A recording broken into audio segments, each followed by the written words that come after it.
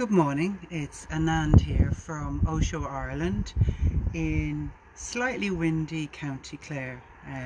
Behind you actually is my back garden. I'm just moved here, so you'll see I'll be sharing these each week, either in the garden if it's dry or inside if it's warm. So today is the 17th technique from the Osho Book of Secrets, and today this is not so much a meditation that we're going to do together. It's more of sharing from this particular technique. Way of being actually might be more appropriate.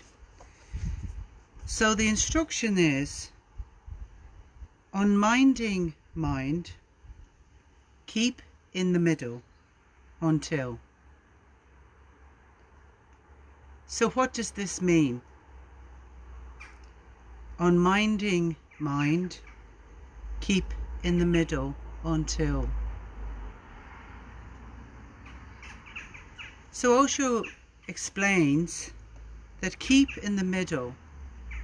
Buddha developed his whole technique of meditation on this sutra. His path is known as Mahim-Nikaya, the middle path. Buddha says, remain always in the middle, in everything.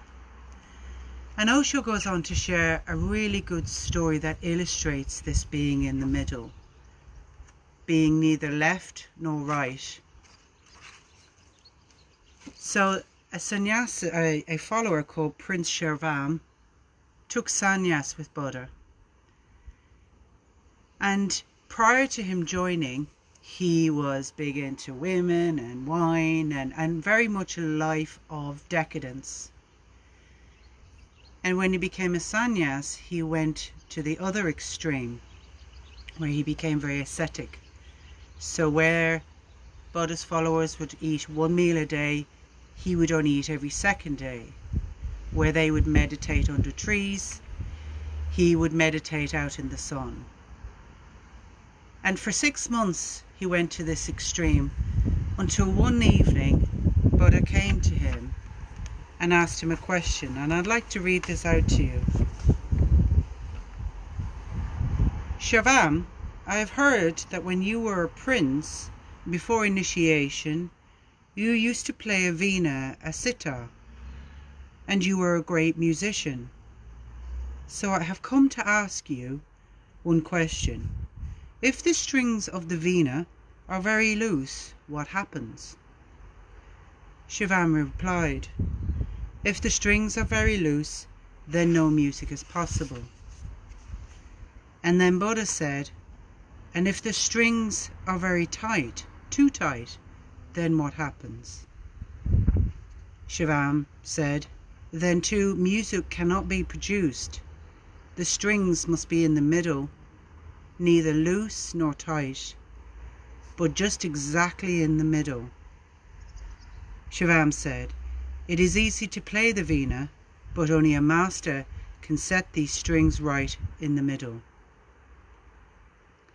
So Buddha said, this much I have to say to you.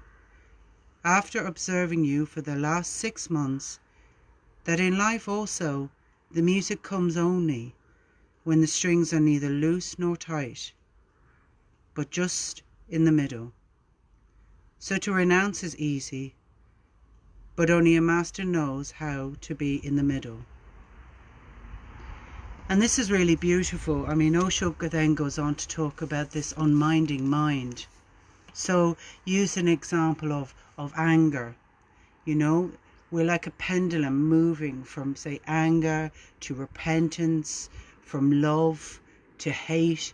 We live in this duality, swinging from one side to the other. I certainly know that's my own experience. So it sounds easy, stay in the middle, but it's not. It's very difficult to remain in the middle, to be neither for love nor for hate, to be for left or for right, in whatever it is we do, excess or denial.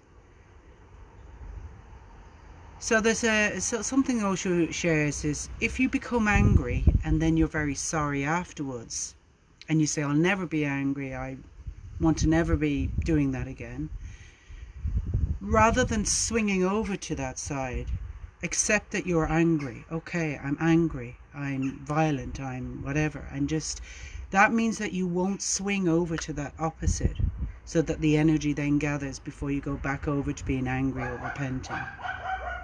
So just being with the anger, being with in the middle in everything that we do, which is why today it's not so much a meditative technique, but a way of being. Something I like to do where I feel like I'm in the middle physically is perhaps leaning my entire body over to the left, which I'm just doing right now if you want to join me. Just feeling excess weight all on your left side going down, feeling all that pressure on that side of the body, and then going over to the right side. So you're just feeling all the weight down on the right side, and then standing in the middle, you can feel it.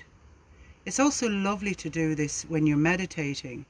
You can maybe, when you're sitting, you can again lean to the left as you're sitting, leaning to the right, maybe going forward, seeing like the pressure of gravity, or going backwards.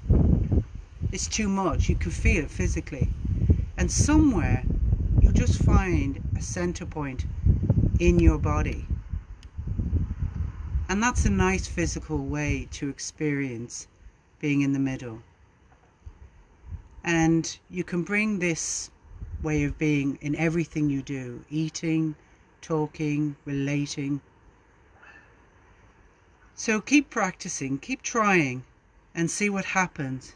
And the word until, well, something happens. So thank you for sharing today. And next week I'll be sharing the 18th